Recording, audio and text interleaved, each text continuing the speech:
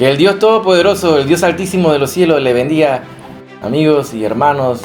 Un saludo muy especial de parte de la Iglesia Evangélica La Vid Verdadera, desde Panamá hasta el norte de América, Suramérica, Centroamérica y a los diversos países donde llegue la señal de este estudio bíblico que estamos llevando a cabo, titulado así: Apocalipsis, la revelación de Jesucristo. Hoy estamos en el capítulo 16. 36 partes de este estudio llevamos ya. Así que vamos a poner atención. Hoy tenemos el tema los 1000 años. Los 1000 años. Denominado así por diferentes enseñanzas bíblicas a través de los tiempos, como el gobierno milenial de Cristo. Pongamos mucha atención, hermanos. Así que este es un tema muy interesante también, como todos los estudios de la palabra de Dios, la Sagrada Escritura. Así que recuerda que este es un canal que no comercializamos con la palabra de Dios. No te vendemos nada, no te pido que me mandes dinero. Este es un canal sin fines de lucro. Así que aquellos que piensan que lucramos con la palabra de Dios, pues este canal no es para eso. Solamente nos interesa que escudriñemos la palabra de Dios y cada día más aprendamos sobre la Sagrada Escritura, sobre la palabra de Dios.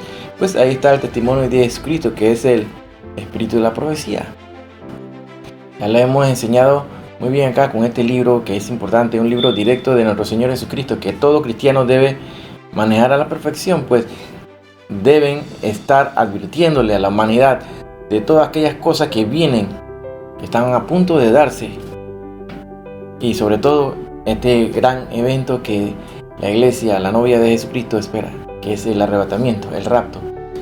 Enseñanza de doctrina que muchos están negando en la actualidad y no quieren hablar de esto, pues le conviene a Satanás y a sus enemigos y a los enemigos de Dios establecer un medio de confusión y de distracción para que el pueblo de Dios permanezca en el letargo y adormecida.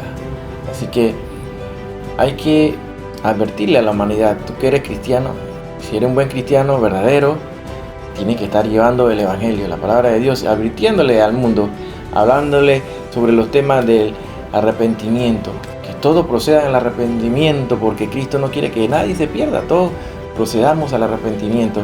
Predicarle sobre el infierno, que hay un cielo y también hay un infierno, y toda esa falsa doctrina que no existe el infierno. Pues Jesucristo fue el que más habló de este tema, sobre el infierno, que no existe el purgatorio como tal, que muchos se le han enseñado a los hermanos cristianos católicos, que se les ha advertido sobre este tema, sobre estas falsas enseñanzas que introdujeron los líderes religiosos de la Iglesia Universal. Es importante que el pueblo de Dios escudriñe la palabra, pues aquí no te hablamos con mensajes de motivación, sin mensajes de prosperidad. Aquí no te vamos a hablar de esas cosas. Aquí te vamos a hablar con la palabra de Dios en la mano. Y cada vez citamos, y cada momento repetitivo, lo que dice, y citamos la palabra de Dios, la Biblia, lo que dice la Biblia. No son mis palabras, son las que están escritas en el libro, en el sagrado libro, la Santa Biblia. Así que saludo a todos mis hermanos que están en sus hogares cada domingo esperando este programa que con mucho esfuerzo subimos semanalmente. A Él sea la honra y la gloria, a nuestro Señor Jesucristo, al Todopoderoso, y que estos estudios sean de ayuda para tu crecimiento espiritual, que te ayuden a crecer como cristiano y cada vez más reflejar la luz de nuestro Señor Jesucristo en nosotros, y que el mundo vea el testimonio nuestro, que somos verdaderos cristianos, no cristianos de papelillos, de papel. Es importante hacerlo en todo momento, pues tenemos solamente el reflejo de nuestro Señor en nosotros, que es lo que ve el mundo. Así que prestemos atención a este estudio, que hoy es interesante. Los 1000 años, el gobierno milenial de Cristo, los 1000 años. ¿Qué es eso del gobierno milenial? Bueno, pongamos atención, busca tu Biblia y tu cuaderno de apuntes y vamos a comenzar a escudriñar la Sagrada Escritura. Comencemos. Para este estudio vamos a seguir estudiando y continuamos en el libro de Apocalipsis. Vámonos al capítulo 20, donde habla ahí del verso 1 al 6. Vamos a encontrar la descripción de lo que es este gobierno de 1000 años, los 1000 años. Seguramente estos versículos son la porción más controvertida del libro de Apocalipsis. Se trata aquí del milenio, un término latino que significa definitivamente mil, y que hace referencia al reino de Cristo en esta tierra durante 1000 años. A lo largo de los siglos han existido muchos estudiosos de la Sagrada Escritura, las cuales han dado interpretación diferentes a estos pasajes que se encuentran aquí y que vamos a tratar de lo más posible resumirlos. Vamos a dividirlos a estos grupos de estudiosos que han interpretado este pasaje bíblico en 3 grupos. Anótalo ahí. Un primer grupo que se denominan así los amilenialistas. Generalmente piensan que el milenio representa de manera simbólica a nuestra era actual. Creen que se trata de un periodo de duración indefinida, no de 1000 años, y abarcaría, según ellos, desde el momento de la ascensión de Cristo hasta su segunda venida, lo que dará comienzo a la eternidad. Rechazan, por lo tanto, que tenga algo que ver con un reinado literal de Cristo en la tierra, porque creen que ya ha estado reinando aquí desde su ascensión. El pasaje anterior, como lo estamos leyendo ahí en Apocalipsis 21:6, llévalo ahí, ábrelo en tu Biblia. Ahí se anunciaba la venida de Cristo a este mundo en Apocalipsis 19, del 11 al 21, búscalo ahí. Apocalipsis 19, del 11 al 21. Y este pasaje es interpretado como una recapitulación de todo lo acontecido en la era cristiana. Porque según ellos, Cristo no volverá hasta después de este reino celestial milenial. Piensan que Satanás fue atado en la primera venida de Cristo y que sigue así en la actualidad, resultándole imposible engañar al mundo como lo hacía antes. Definitivamente interpretan también que los creyentes ya están reinando con Cristo en lugares celestiales, no en este mundo. Consideran que la primera resurrección se refiere al nuevo nacimiento del creyente. Asimismo, las naciones a las que Satanás no ha logrado engañar piensan que son la iglesia. También enseñan que todas las promesas hechas a Israel en el Antiguo Testamento acerca de su reino terrenal se está cumpliendo espiritualmente en la iglesia en el tiempo presente. Creen también que por un breve tiempo antes de la segunda venida de Cristo, a Satanás se le otorgará más libertad para actuar. Se considera de esta manera que fue Agustín de Hispona, el primer teólogo de cierta reputación, que adoptó dicha postura. Mira todo lo que establecen en la posición esta amilenialista.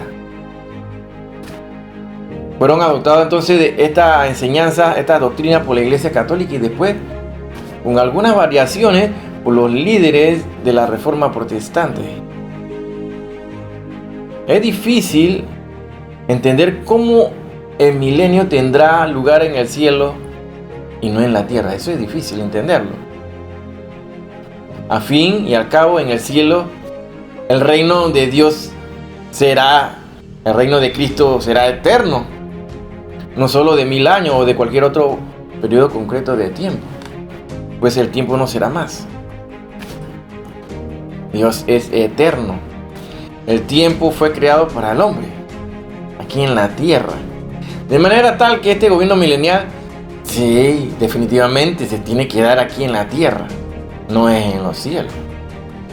Entonces aquí la importancia de estos estudios, de escudriñar paso a paso lo que dice la palabra de Dios, la cual no se contradice en ninguna parte, se contradice la palabra de Dios. El reino milenial de Cristo. Hay un segundo grupo, denominado así los postmilenialistas. Postmilenialistas. Sostienen que la instauración del reino milenial en la tierra tendrá lugar antes de la segunda venida. Antes de la segunda venida de Cristo. Y que de hecho será la iglesia quien traerá el milenio a este mundo por medio de la evangelización. Pero esta idea de que la iglesia producirá un mundo perfecto para que finalmente venga Cristo a establecer en él su reino es un punto de vista muy optimista que no se corresponde con la realidad que estamos viviendo actualmente a nuestro alrededor. No parece que la población mundial esté en vías de llegar a convertirse al cristianismo, sino que tú puedes observar todo lo contrario. El hombre en la actualidad no le teme a las cosas de Dios. Cada día más se aleja de Dios. El amor por las cosas de Dios disminuyeron y cada vez se hace la maldad más grande, es peor en la humanidad. Avancemos al tercer grupo.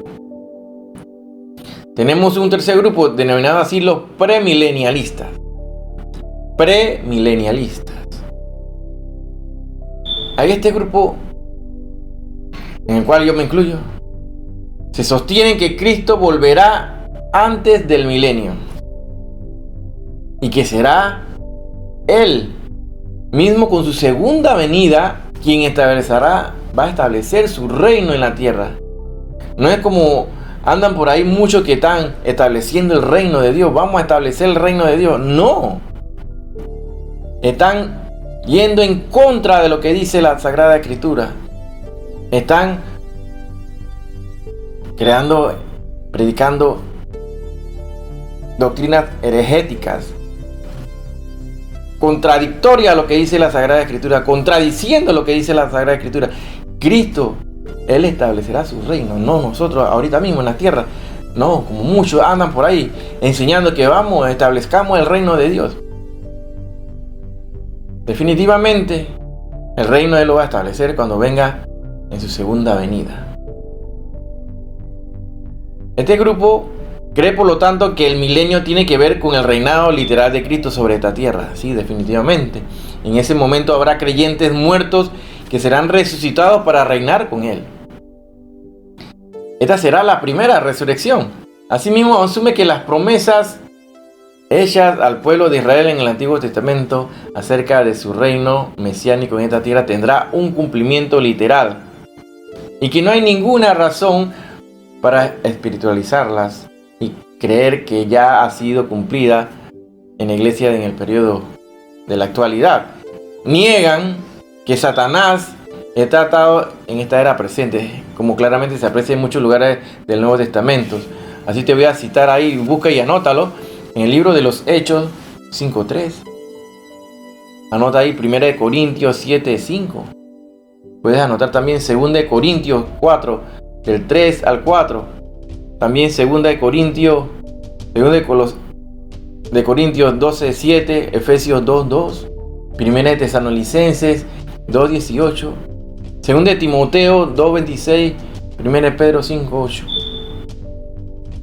Te cito todo esto para que lo anotes y lo escudriñes y lo busques después, mientras estás estudiando. Durante el milenio, Cristo va a reinar en esta tierra y su pueblo se sentará sobre tronos para reinar con Él. Según ellos, el milenio apunta hacia el futuro y no al presente. En fin, resumiendo, Vamos a ir analizando cada una de estas opciones a medida que vamos avanzando en el texto del cual estamos estudiando el día de hoy. Aunque podemos adelantar que la postura premilenialista es la que más se ajusta a lo que la Biblia enseña. Y así lo podemos ver y escudriñar y nos daremos cuenta. Nuestra posición es la premilenialista, de que Cristo viene antes del gobierno milenial. Y el gobierno milenial se dará aquí en la tierra. Y sin duda alguna, Satanás todavía no es atado. Como tú sabes, él anda suelto como león rugiente a ver quién destruye actualmente. De manera tal que no estamos en ese tiempo. No estamos en el gobierno milenial tampoco ahorita mismo. Hay muchos que llevan una cronología errónea, pues comienzan a enseñar interpretaciones privadas, la cual no es permitida por la Sagrada Escritura, por la palabra de Dios. No se permite la interpretación privada. Solamente existe una interpretación y la palabra de Dios se interpreta a sí misma. Leemos así en Apocalipsis 20. Vamos a leer del verso 1 al 3 sobre el milenio. Vi a un ángel que descendía del cielo con la llave del abismo y una gran cadena en la mano, y prendió al dragón, la serpiente antigua, que es el diablo y Satanás, y lo ató por 1000 años, y lo arrojó al abismo, y lo encerró, y puso sus sellos sobre él, para que no engañase más a las naciones, hasta que fuese cumplido 1000 años. Y después de esto, debe ser desatado por un poco de tiempo. Aquí leemos claramente los diferentes nombres al cual se le conoce a este que se rebeló contra el Dios Todopoderoso: Lucifer, Luzbel, conocido como el dragón, la serpiente antigua, el cual es diablo y Satanás, lo que significa que es el enemigo. En la segunda venida de Cristo, descrita en el capítulo que hemos leído, la bestia y el falso profeta fueron lanzados vivos dentro de un lago de fuego que arde con azufre. Apocalipsis 19:20. Sin embargo, el dragón que les había dado autoridad a estos dos había quedado libre. Pero ahora él mismo será apresado. Aquí vemos las 3 bestias. No son 2 bestias, son 3 bestias. Así como existe Padre, Hijo y Espíritu Santo, el mundo de las tinieblas tiene su representación que trata de imitar al Dios Todopoderoso. Pues ahí está Satanás, el mismo dragón, el anticristo y el falso profeta. Ahora, ¿quiénes van a inaugurar el lago de fuego? Por primera vez van a llegar el falso profeta y el anticristo. Ellos serán enviados inmediatamente. Se dé la segunda venida de Cristo y se dé la guerra del Armagedón, donde estos son lanzados a ese lago de fuego y azufre. Pero este dragón, que es parte de esa trinidad de las 3 bestias estas, este será atado por 1000 años. Es curioso que quien se ocupa de Satanás es un ángel que desciende del cielo. Hemos hablado aquí de la diferencia de cuando un ángel desciende a un ángel que cae. Ya lo hemos hablado aquí. Vi a un ángel que descendía del cielo con la llave del abismo y una gran cadena en la mano, y prendió al dragón. Aquí nos llama mucho la atención lo fácil que le resulta a este ángel cumplir con la tarea asignada. desde la perspectiva celestial, no parece que Satanás sea un ser tan poderoso entonces. Definitivamente, si este ángel desciende y viene y lo ata, que muestre resistencia, probablemente algo, pero no es suficiente el poder que tiene para que evite su aprehensión, su captura. En este punto es interesante, muy interesante, señalar que los amilenialistas dicen que es la predicación del evangelio lo que ata al diablo. Pero aquí se nos explica con claridad que será un ángel que descenderá del cielo. Por eso es importante leer detenidamente estas profecías. Aquí aparece junto los 4 títulos con los que se designa al maligno de este libro. En este libro, sí. Se le llamó así el dragón, la serpiente antigua, que es el diablo y Satanás. Vemos los 4 nombres. Con ellos se subraya su naturaleza bestial y monstruosa, además de su carácter engañador y seductor. Este malvado ser ha venido ejerciendo su influencia en el mundo desde el comienzo de la raza humana. Y eso estamos llevando que el hombre tiene en este mundo casi los 6.000 años. Desde que de Adán hasta nuestro día.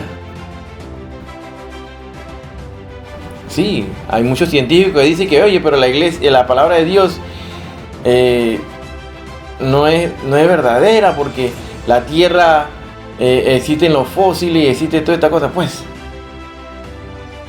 hemos enseñado con la palabra de Dios en mano de que la palabra de Dios no se contradice.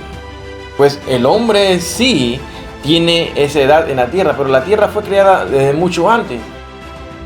Pues antes que el hombre la ocupara, cuando comienza el libro de Génesis lo define así. Al comienzo de la creación, ¿no? La tierra estaba desordenada. Pues el que vivía aquí, ¿quién era? Estaba gobernando, era Lucifer.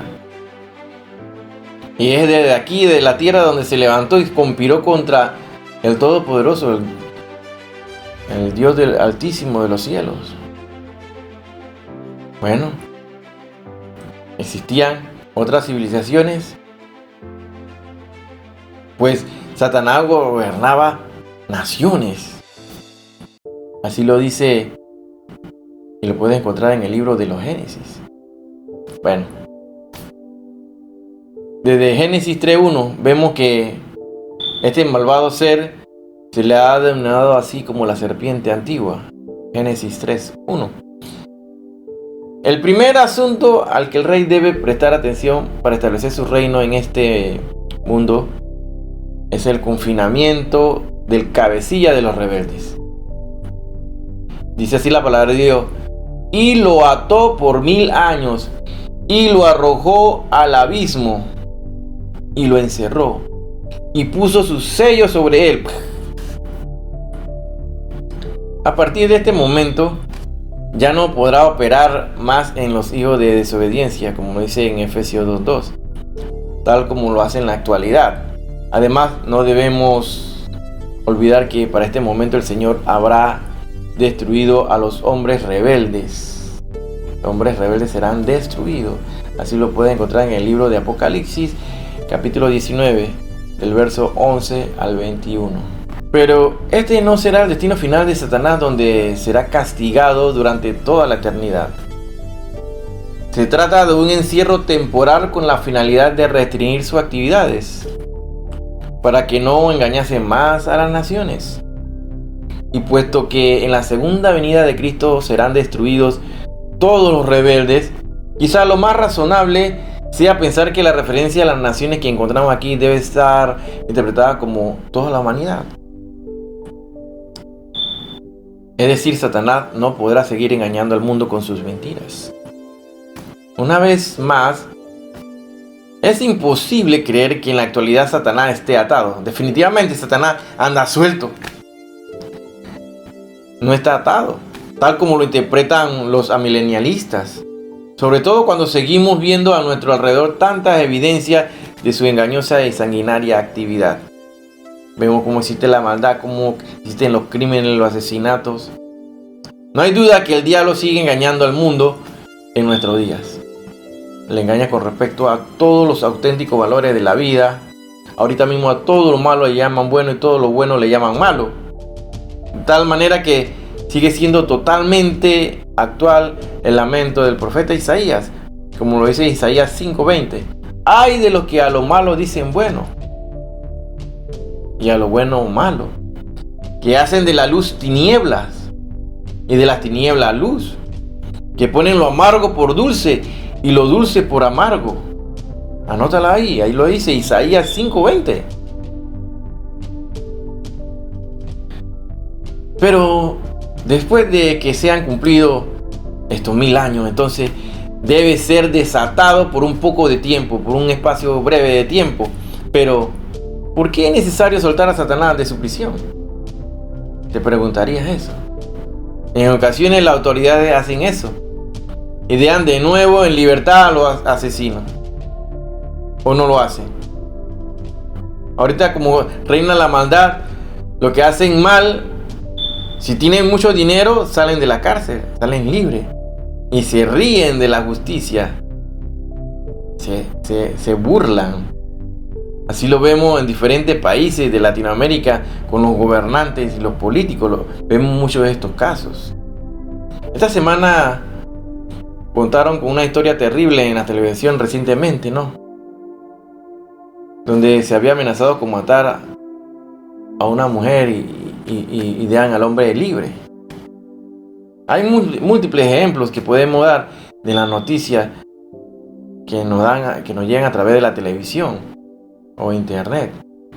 Le dejan salir de la cárcel, le conceden un permiso de 8 horas y viene y va y mata de nuevo. Si intentó matarla, llega y termina su trabajo después.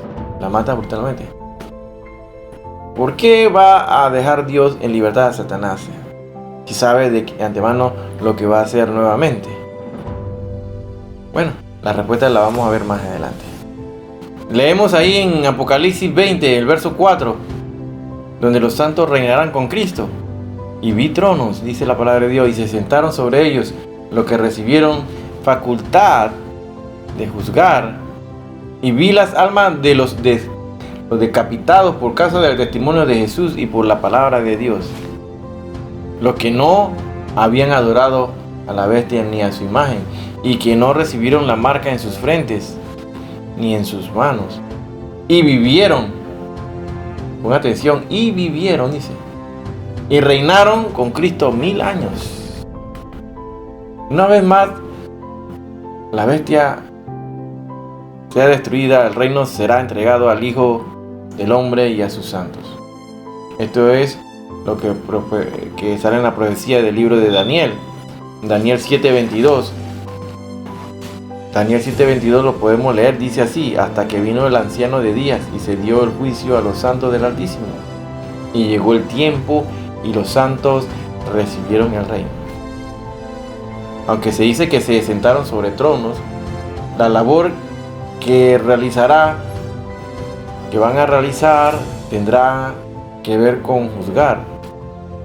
Claramente dice, recibieron facultad de juzgar. Esto no es nuevo, puesto que a lo largo de todo Apocalipsis estamos viendo una apasionada preocupación por la justicia. Ahora bien, ¿quiénes serán estos que se sentarán para juzgar? Pueden ser los mismos que Juan vio a continuación, que dice así la palabra de Dios: vi las almas de los decapitados por causa del testimonio de Jesús y por la palabra de Dios, los que no habían adorado a la bestia ni a su imagen y que no recibieron la marca en sus frentes ni en sus manos. Todo aquí parece indicar que son los mártires de la gran tribulación que habían permanecido fieles, claro, y que fueron martirizados, por supuesto. Esto no quiere decir que el resto de los creyentes no vayan a reinar con Cristo, porque Eso lo vemos claro en estos pasajes. Busca ahí, anótalo, Daniel 7:27, anota Mateo 19:28, anota 1 Corintios 6:2, Apocalipsis 2:26, Apocalipsis 3:11. Sin embargo, como viene siendo habitual en el libro de Apocalipsis, los mártires reciben aquí un trato de preferencia. Seguramente con el fin de animar a los primeros que nos están siguiendo, aquellos que están atravesando por situaciones muy difíciles de persecución. Esto es para alentarlos.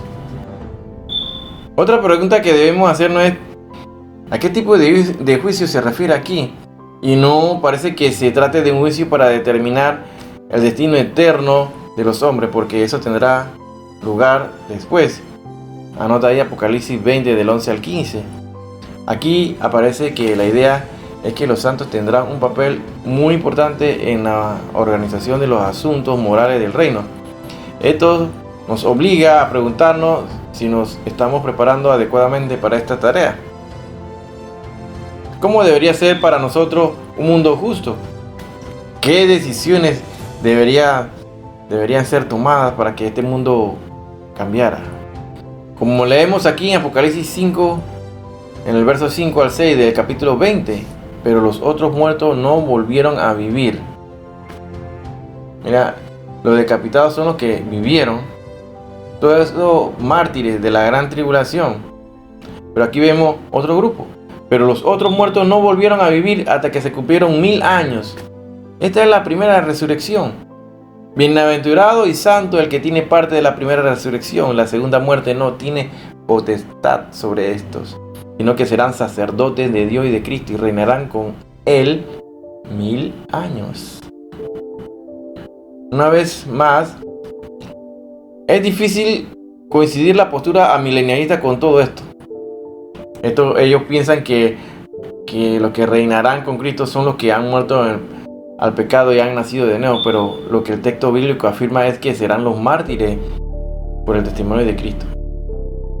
Insisten asimismo en hacer notar que lo que Juan vio eran las almas, lo que les lleva a suponer que no tenían cuerpos y que por lo tanto no estarían en la tierra sino en el cielo. Pero al hablar del alma para referirse a la persona entera no es algo inusual en la Biblia. Santiago 5:20. Pero recordemos que aquí dice y vivieron. ¿Qué? Quiere decir que se le da un cuerpo inmortal. Ahora bien, lo que vemos aquí es que los mártires resucitarán físicamente. Y vivieron y reinaron con Cristo 1000 años. Como ya he señalado, lo más coherente resulta pensar que fueron muertos por causa de su fe y ahora han resucitado para reinar con Cristo aquí en la tierra, en el mismo escenario donde tanto Cristo como ellos habían sido rechazados y muertos. Pero, preguntamos, ¿por qué solo reinarán 1000 años con Cristo? Evidentemente no se trata del establecimiento definitivo del reino de Dios en esta tierra. Más bien, este periodo es presentado como una especie de preámbulo al reino eterno del Mesías. Lucas capítulo 1 del 31 al 33. Durante el milenio tendrá lugar la primera resurrección.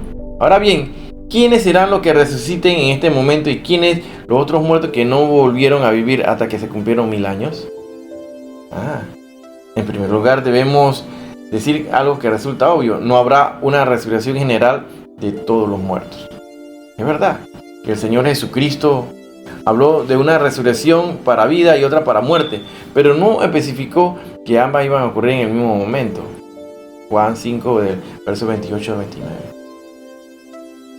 Aquí se especifica que habrá una primera y una segunda resurrección. Ahora bien, cuanto a esta primera resurrección tendrá lugar el comienzo del milenio y que parece que afectará a los creyentes que hayan sido muertos durante la gran tribulación, muy probablemente de la mayoría judía, ¿no? Por el contrario, la segunda resurrección no se producirá hasta después del milenio y tendrá que ver con los incrédulos, tal como vemos a continuación en Apocalipsis 20 del verso 11 al 13. Pero aquí surge otra pregunta. ¿Dónde debemos encuadrar la resurrección que tendrá lugar en el momento del arrebatamiento de la iglesia? La respuesta está en 1 Tesalonicenses 4, del 16 al 17. Es evidente que el arrebatamiento tendrá lugar antes del milenio, definitivamente. Y por lo tanto también la resurrección de los creyentes que hayan muerto hasta ese momento. Esto nos lleva a pensar que cuando en Apocalipsis se habla de la primera resurrección, debemos de entenderla como la resurrección de los creyentes, aunque esta puede ocurrir en diferentes etapas. Una en el arrebatamiento y otra en el milenio. En este caso, los creyentes que ya hayan resucitado en el momento del arrebatamiento estarán en el cielo con el Señor. 1 Tesalonicenses 4, 17. Y probablemente no participarán del milenio. ¿Cuál es el propósito entonces del milenio? Vamos a encontramos con la quinta de las 7 bienaventuranzas que hay en Apocalipsis. Bienaventurado y santo el que tiene parte en la primera resurrección. La segunda muerte no tiene potestad sobre esto. Evidentemente, la segunda muerte es la muerte eterna, condenación en el lago de fuego, Apocalipsis 20:14. Pero los que participan en la primera resurrección, la de los creyentes, serán librados de la condenación eterna. Los santos que participen en el milenio disfrutarán del pleno acceso y comunión con el Padre y el Hijo. Serán sacerdotes de Dios y de Cristo. Además se añade, y reinarán con Él 1000 años. El propósito de Dios cuando creó al hombre es que fuera su virrey en la tierra. Esto se frustró cuando entró el pecado en el mundo, pero siguió siendo el deseo de Dios. Ahora, durante el milenio, Dios gobernará la tierra a través de hombres redimidos y resucitados.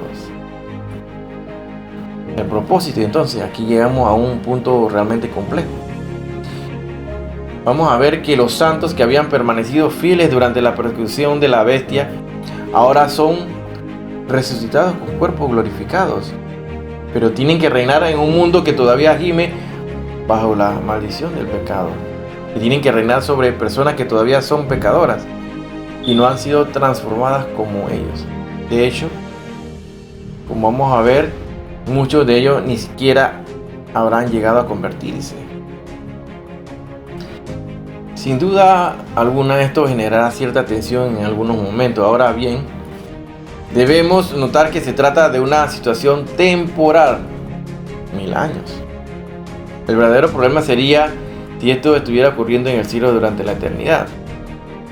Todo esto nos lleva a preguntarnos, ¿cuál será el propósito del milenio? Hagamos una breve pausa en alguna de ellas.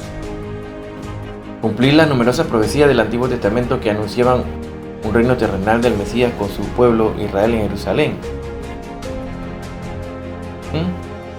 Si tal como lo dicen los amilenialistas, Cristo vendrá para destruir a Satanás y establecer directamente su reino eterno. Ahora entonces la humanidad no tendrá idea de lo que Él es capaz de hacer para este mundo pecador. Por eso, el milenio, aunque con todas sus limitaciones, es un botón de muestra de lo que Dios podrá hacer por la humanidad pecadora si le aceptasen como su rey. Y así reinará Cristo. Durante el milenio la humanidad vivirá bajo sus condiciones ideales. Como vimos en el capítulo anterior, el Señor Jesucristo habrá venido a reinar a la tierra. Isaías capítulo 11. Los rebeldes habrán sido destruidos, incluido la bestia y el falso profeta. Y ahora, al comienzo de este capítulo, vemos que el mismo diablo que engañaba a las naciones es atado y se le impide llevar a cabo sus malvadas intenciones. A todo esto hay que añadir que la tierra será poblada por muchas personas resucitadas y glorificadas. Es decir, que ya serán perfectas. Sin embargo, todavía quedarán algunas personas que no habrán muerto en la gran batalla descrita en el capítulo anterior. Estas vivirán en un entorno ideal. ¿Qué ocurrirá? ¿Qué ocurrirá? Con mucha frecuencia los seres humanos culpan de su pecaminosidad al entorno o las circunstancias en las que viven. En otras muchas se quejan de sus gobernantes y de las leyes. Pero esto ya no será una excusa durante el milenio. Dios creará un siglo de oro en el que desaparecerá todo tipo de injusticia social y de corrupción política. En cierto sentido, el hombre vivirá en condiciones muy parecidas a las que había en el paraíso al inicio de la creación. En otras ocasiones, en su afán de eludir cualquier responsabilidad propia, el hombre culpa de la maldad en el mundo a Satanás, pero durante el milenio, él también será atado y no podrá actuar. El hombre, y solo el hombre, será responsable de lo que ocurra. Actualmente el hombre le echa la culpa al diablo de todo, pero el hombre tiene culpa de mucho de lo que sucede. El hombre es el que elige, tiene libre albedrío, es entre hacer el bien o entre hacer las cosas malas. Bueno, y es una excusa que busca el hombre. No, que el diablo me dijo, que yo hice, se me metió el diablo. Bueno, si tú le abres la puerta, él entrará, sus demonios. No le abran la puerta. Es triste, pero al acabar el milenio vemos que los hombres se rebelan nuevamente contra Dios y su gobierno de justicia. El mal está dentro del corazón humano y persiste aún sin que esté presente el dragón, Satanás. La idea de que la naturaleza humana es básicamente buena es una enorme mentira. El hombre se ha dejado influenciar, entonces el hombre decide y toma acciones. Esta es una de las razones por la cual este reino tiene una duración limitada en lugar de ser eterno. Apocalipsis 20, ahora avanzando en los versos 7 al 10, dice: cuando los 1000 años se cumplan, Satanás será suelto de su prisión y saldrá a engañar a las naciones que están en los 4 ángulos de la tierra, a Gog y a Magog, a fin de reunirlos para la batalla, el número de los cuales es como la arena del mar. Y subieron sobre la anchura de la tierra y rodearon el campamento de los santos y la ciudad amada. Y de Dios descendió fuego del cielo y los consumió.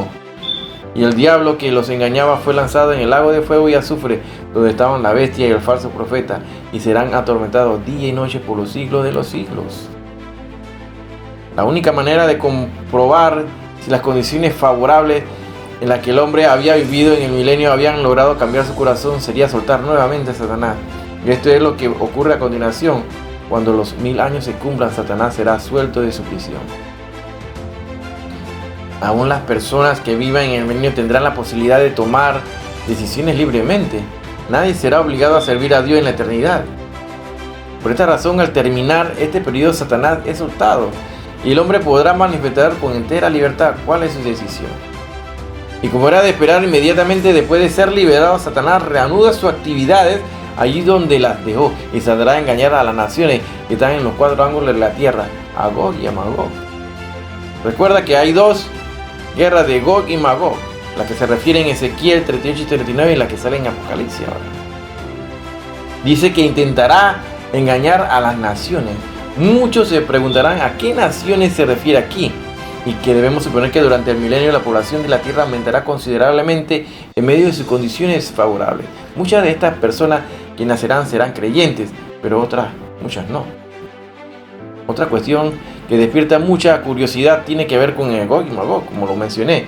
¿Quiénes son estas naciones? Es bastante difícil saber con seguridad a quién se refiere, pero la composición de las naciones al final del milenio será muy diferente a la que conocemos en la actualidad. Además, no debemos dejar de notar que Satanás no solo engañará a Gog y Magog, sino a las naciones que están entre los 4 ángulos de la tierra, del norte, al sur, al este y oeste. En cuanto a Gog y Magog, recordemos, encontramos referencia a ella en Ezequiel 38, Ezequiel 39. Sin embargo, en Ezequiel, Gog es el gobernante de Magog y no 2 naciones como en Apocalipsis. Hijo de hombre, por tu rostro contra Gog en tierra de Magog, príncipe soberano de Mesec y Tubal, y profetiza contra él. Así dice Ezequiel 38:2. No obstante, el contexto de esta referencia bíblica del profeta Ezequiel nos puede ayudar a entender a lo que se refiere Juan en Apocalipsis. Ezequiel anuncia en estos capítulos que Gog iba a lanzar un ataque en gran escala contra la tierra de Israel, pero en este no tendrá éxito, sino que acabaría con su propia destrucción. Ahora, con el tiempo, entre los judíos, Gog y Magog llegaron a ser símbolos de las naciones que se oponen a Dios y luchan contra su pueblo. Por lo tanto, lo más probable es que la referencia que tenemos en Apocalipsis se base en esta idea y descrita una nueva reunión de todas las naciones para hacer guerra contra Dios y su pueblo. Esta interpretación sería confirmada porque en ambos casos los enemigos de Dios serán destruidos del mismo modo. Fijémonos en la descripción que nos ofrece Ezequiel. Cuando los 1000 años se cumplan, Satanás será suelto de su prisión. Así lo dice Apocalipsis 27. Ahora, y vamos al libro de Ezequiel, capítulo 39, verso 6, dice: y enviaré fuego sobre Magog y sobre los que moran con seguridad en las costas, y sabrán que yo soy Yahweh. Finalmente Dios se glorificará en medio de su juicio y defenderá a su pueblo. Pero volvámonos a los detalles que nos ofrece Apocalipsis. Veamos aquí que Satanás engaña a las naciones incrédulas a fin de reunirlos para la batalla. Esta batalla es diferente a lo que tuvo lugar antes del milenio. En aquella ocasión los ejércitos que luchaban contra el Señor fueron dirigidos por la bestia, Apocalipsis 19, del verso 19 al 21. Mientras que aquí es el mismo Satanás quien lo capitanea. Vemos también que Satanás tendrá mucho éxito engañando a las naciones, porque cuando se nos describe la formación de sus ejércitos se nos dice que el número de los cuales es como la arena del mar. Nos resulta incomprensible que después de haber disfrutado de 1000 años de paz y bendición bajo el justo gobierno del Mesías, los hombres se dejen seducir nuevamente con tanta facilidad por Satanás, hasta el punto de declarar la guerra contra Dios. Esto solo es posible si, como dijo el profeta Jeremías, el corazón del hombre es engañoso más que toda la cosa y perverso. Jeremías 17, 9. Muchos piensan que si los hombres pudieran tener mejores sueldos, mejores casas, el acceso a una mejor educación y sanidad, los pecadores no serían tan malos y las guerras se acabarían. Otros dicen que llegarían a creer en Dios si acabara con la injusticia social y este mundo no fuera un lugar injusto. Pero todo es completamente falso. Durante el milenio Dios hará todo esto y mucho más. Y sin embargo, al terminar este periodo, el hombre se rebelará nuevamente contra Dios y se embarcará en una guerra contra Él. Está claro que un entorno perfecto no puede producir un corazón perfecto. El corazón del hombre es malo y quiere vivir en independencia de Dios, aunque eso signifique su propia autodestrucción. Históricamente hablando, Gog fue un nieto de Noé. Ahí lo puedes buscar en Génesis capítulo 10, verso 2. Pon atención. Los descendientes de Magog se establecieron en el extremo norte de Israel, posiblemente en Europa y en el norte de Asia. Busca ahí Ezequiel 38:15. Magog posteriormente llegó a ser el hombre de la tierra donde los descendientes de Magog se asentaron. Ahora, al pueblo de Magog se le describe como los habilidosos guerreros. Ahí lo buscan en Ezequiel 38:15, Ezequiel 39 del 3 al 9. Gog es el nombre de un futuro líder en Magog, quien liderará un ejército para atacar a Israel. El Señor predice la destrucción de Gog. Hijo de hombre, pon tu rostro contra Gog en tierra de Magog y profetiza contra él. Búscalo ahí, Ezequiel 38:2. Gog y Magog entonces son mencionados en Ezequiel 38 y 39 y en Apocalipsis 20 del 7 al 8. Mientras que estos dos pasajes mencionan los mismos nombres, un estudio minucioso de la escritura demuestra que no se refieren a las mismas personas y acontecimientos, son acontecimientos diferentes. En la profecía de Ezequiel, Gog será el líder de un gran ejército que ataca la tierra desde Israel. Se describe a Gog como de la tierra de Magog, príncipe soberano de Mesec y Tubal. Ahí lo buscas en Ezequiel 38:2. También la batalla de Ezequiel de Gog y Magog se produce en el periodo de la tribulación. Es interesante los señalamientos que aquí describimos, ¿no? Esta guerra de Gog y Magog, ¿cuándo se va a dar? Muchos teólogos, escatólogos han descrito que esta guerra puede ser que se dé en forma simultánea durante el momento de en medio de este gran acontecimiento que estamos esperando, que es el rapto de la iglesia, el arrebatamiento, se den en forma simultánea y sucesiva, con la declaración de paz y seguridad, cuando se dé un movimiento de una guerra, que vayan contra Israel y se comiencen a dar terremotos y una serie de desastres a nivel mundial, porque va a ser un mega terremoto. En el momento que todos esos santos que murieron desde que Jesús vino a establecer su iglesia, todo aquello que los muertos en Cristo resucitarán primero, sin duda alguna se dará un mega terremoto a nivel mundial. Va a haber caos en la humanidad. Entonces, ¿qué va a ocurrir? El mundo va a estar desconcertado, va a estar enredado, o está en medio que se van a dar en forma simultánea una destrucción nuclear a que se dé en el mundo y que vengan a suscitarse este conflicto, megaconflicto que describe el libro de Ezequiel 38 y 39. Entonces, puede que se dé durante el tiempo de la tribulación. Usted sabe que el periodo de la tribulación comienza una vez que ya la iglesia ha sido levantada, y es en forma simultánea, inmediatamente donde comienza el periodo de la tribulación. Recuerda que la tribulación comprende los 3,5 años primeros de esos 7 años que se habla la semana 70 de Daniel, que es la semana donde los judíos serán entonces perseguidos en la segunda etapa, en la segunda mitad, que denominamos la gran tribulación. Definitivamente que esta batalla de Gog y Magog se producirá una vez se dé este periodo, comience el periodo de la tribulación. La evidencia más fuerte de este punto de vista es que el ataque llegará cuando Israel esté en paz. Digan paz y seguridad. Ezequiel 38, del 8 al 11, nos describe sobre esta guerra. La nación va a vivir en paz y haya quitado sus medios de defensa.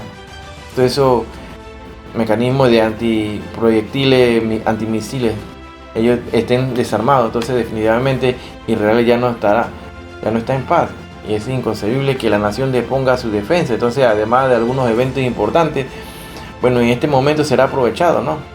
Cuando el pacto de Israel con el anticristo sea un hecho al comienzo de la semana 70 de Daniel, la tribulación de 7 años de Daniel, que habla capítulo 9, verso 27, Israel estará en paz. Posiblemente la batalla tendrá lugar justo antes de la mitad del periodo de 7 años. Según Ezequiel, Dios mismo derrotará a Gog sobre los montes de Israel. El sacrificio será tan grande que se demorarán 7 meses se van a demorar más de 7 meses para enterrar a los muertos, dice Ezequiel 39, del 11 al 12. Gog y Magog son mencionados nuevamente en Apocalipsis 20, el verso 7 al 8. Esto es una batalla diferente, aunque la repetición de los nombres de Gog y Magog demuestran que la historia misma se repite. Se verá de nuevo la misma rebelión contra Dios que se ve en Ezequiel 38 y 39. El libro de Apocalipsis hace alusión a la profecía de Ezequiel acerca de Magog, para describir un ataque final de los últimos tiempos sobre la nación de Israel. Apocalipsis 20, del 8 al 9. El resultado de esta gran batalla es que todos los enemigos de Dios son destruidos y Satanás encontrará su lugar fiel en el lago de fuego. Apocalipsis 20, 10. El resultado de esta batalla es como que todos los enemigos de Dios serán destruidos y Satanás encontrará su lugar al final en el lago de fuego, que dice Apocalipsis 20, 10. A continuación te presento aquí una de las razones más obvias de por qué Ezequiel 38 y 39 y Apocalipsis 20, del 7 al 8, se refieren a diferentes personas y a diferentes batallas. Número 1. En la batalla de Ezequiel 38 y 39, los ejércitos provienen principalmente del norte e involucran solo a unas pocas naciones de la tierra. Ezequiel 38, 6, Ezequiel 15, también Ezequiel 39, verso 2. La batalla de Apocalipsis 20, del 7 al 9, involucrará a todas las naciones, por lo que los ejércitos vendrán de todos los lugares y no solo del norte. No hay, número 2, no hay ninguna mención de que Satanás en el contexto de Ezequiel 38 y 39. En Apocalipsis 20, verso 7, el contexto pone claramente la batalla final del milenio con Satanás como el causante principal. Número 3, Ezequiel 39 del 11 al 12 dice que los muertos serán enterrados durante 7 meses. No habría necesidad de enterrar a los muertos si la batalla de Ezequiel 38 y 39 es la misma que se describe en Apocalipsis 20 del 8 al 9, porque inmediatamente después de Apocalipsis 20 del 8 al 9 es el juicio del gran trono blanco, y encontramos en Apocalipsis 20 del 11 al 15, y luego el cielo y la tierra presente serán destruidos y sustituidos por un nuevo nuevo cielo y una nueva tierra. Apocalipsis 21:1. Obviamente será necesario enterrar a los muertos si la batalla sucede en la primera parte de la tribulación, puesto que la tierra de Israel estará ocupada por otros 1000 años. La duración del reino milenial, entonces, Apocalipsis 20 del 4 al 6. Número 4, Dios usa la batalla de Ezequiel, que sale en capítulos 38 y 39 de Ezequiel, para hacer que Israel vuelva a él. Ezequiel, ahí lo dice Ezequiel 39, del verso 21 al 29. Y en Apocalipsis 20, Israel ha sido fiel a Dios durante 1000 años, el reino del milenio. Los rebeldes en Apocalipsis 20, del 7 al 10, serán destruidos sin tener más oportunidad para que se arrepientan. Satanás logró reunir un gran ejército en muy poco tiempo. Ahora vemos cuál es su objetivo prioritario. Y subieron sobre la anchura de la tierra y rodearon el campamento de los santos y la ciudad amada. Esto se refiere probablemente al pueblo de Dios y a la capital del rey, Jerusalén. Aquí tenemos la respuesta de Dios.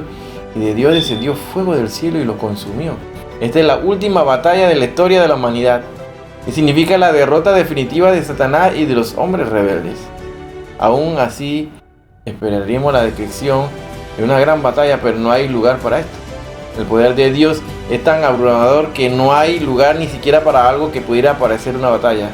El fuego de Dios descendió del cielo así y los consumió a todos en un instante. Y por último encontramos el fin del mismo diablo. Y el diablo que los engañaba fue lanzado al lago de fuego y azufre donde estaba la bestia y el falso profeta. Y serán atormentados día y noche por los siglos de los siglos. Finalmente, la Trinidad satánica termina corriendo la misma suerte. Debemos entender entonces que este lago de fuego y azufre es una referencia al infierno también, ¿no? Y esto nos lleva a pensar en otra cuestión. ¿No ha estado el diablo siempre en el infierno? Y la respuesta es no.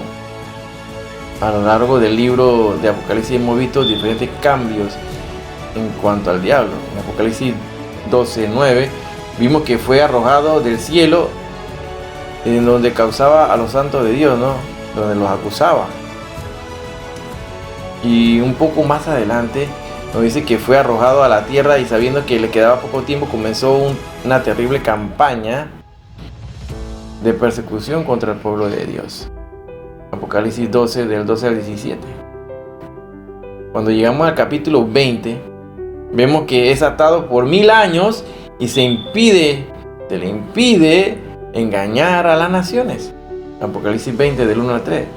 Pero al terminar el milenio vuelve a ser desatado, volviendo a engañar a las naciones y organizándolas para luchar contra Dios.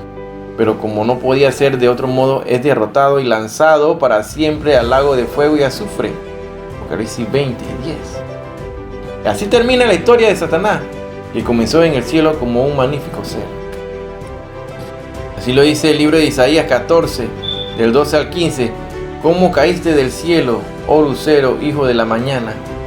Cortado fuiste por tierra, tú que debilitabas a las naciones, tú que decías en tu corazón, subiré al cielo, en lo alto, junto a las estrellas de Dios. Levantaré mi trono y en el monte del testimonio me sentaré. A los lados del norte, sobre la altura de las nubes subiré y seré semejante al Altísimo. Mas tú derribado eres hasta el Seol, a los lados del abismo. Entonces vemos En cuanto al lago de fuego y azufre, debemos notar que es un lugar de tormento sin interrupción y serán atormentados día y noche por los siglos de los siglos. En la cultura popular muchas veces se piensa que el infierno como un lugar de diversión, donde van a estar de vacaciones y disfrutando y haciendo fiestas, pero esto es mentira de Satanás. En un lugar de tormento y es eterno. Hasta aquí es el estudio del día de hoy, hermano. Espero que analices y revises y repases lo que hemos descrito aquí sobre este importantísimo tema, los 1000 años que corresponden al gobierno milenial de Cristo.